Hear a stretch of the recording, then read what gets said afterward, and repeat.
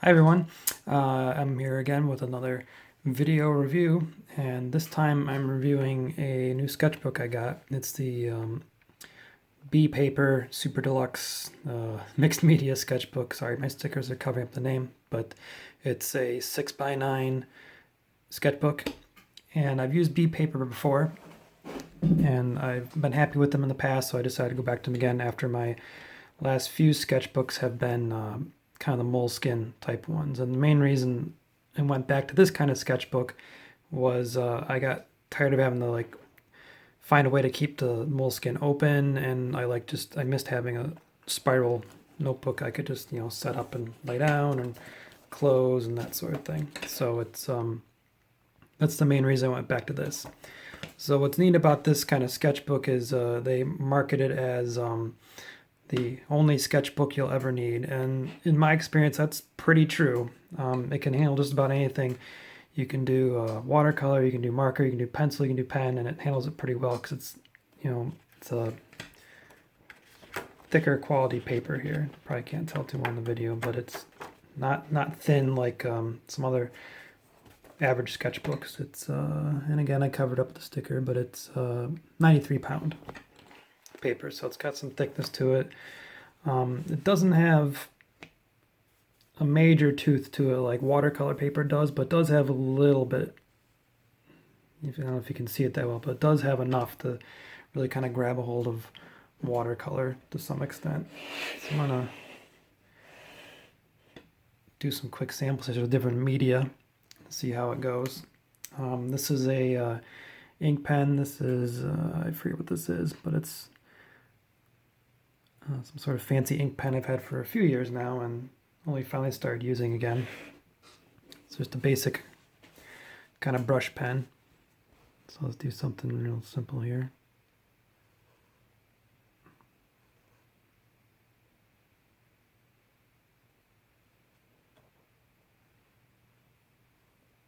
So it's a little simple face, and it handles it pretty well. Yeah, ink smears pretty quick, but that's more about the ink than the paper. This is a neat pen, but I will warn you, this pen is not it's not waterproof or even water resistant, if I recall correctly. So it handles that pretty well. Here's some lead with my trusty lead holder here.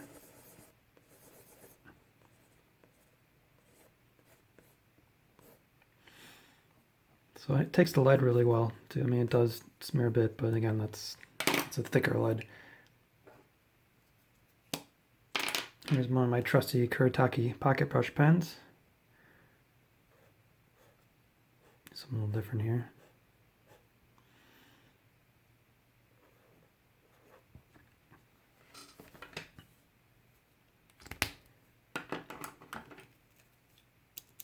And here's with my Pentel, kind of more mechanical pencil that I use when I'm doing like commissions and that sort of thing.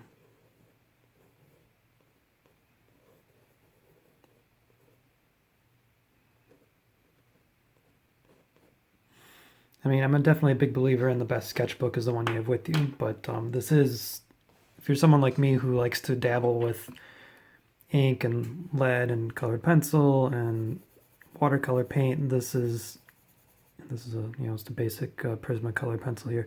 This is super handy because it'll handle all these really, really well.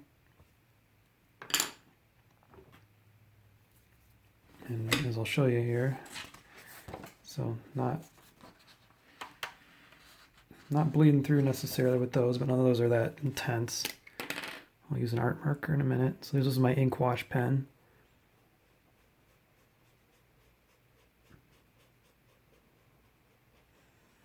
See where this really shines and how it handles your wet media.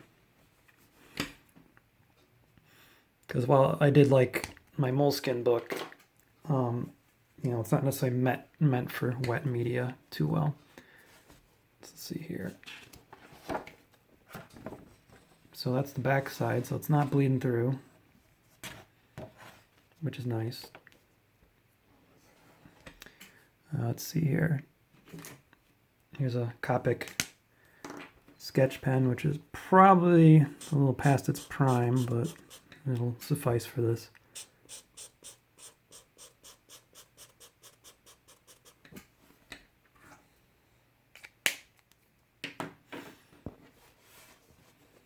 Oof, forgot those Copics definitely have some smell to them. So you can see the marker is coming through, but I think that's going to happen with pretty much any paper with those art markers because they're so thick and all that. I mean, I would not hold that against the B paper thing. And last but not least, let's try it in my trusty watercolor kit. If you're thinking of checking one of these kits out, check out my other video for the review of this Koi Sakura watercolor kit. I like it a lot, super handy. And I fixed the problem with the paints popping out. I just super glued them down. Not a hard fix. All right, let's get some red here.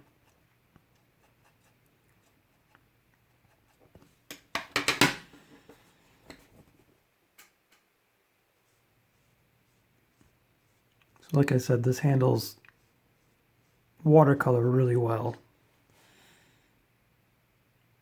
And that's one of the main things I like about it, because there's some days I want to do stuff with my ink wash, or I want to do stuff with watercolor, you know, or ink or marker or pencil, whatever. And I like something that can kind of handle all of that stuff, you know. Sure, let's give this guy like a red mouth for some reason. Why not?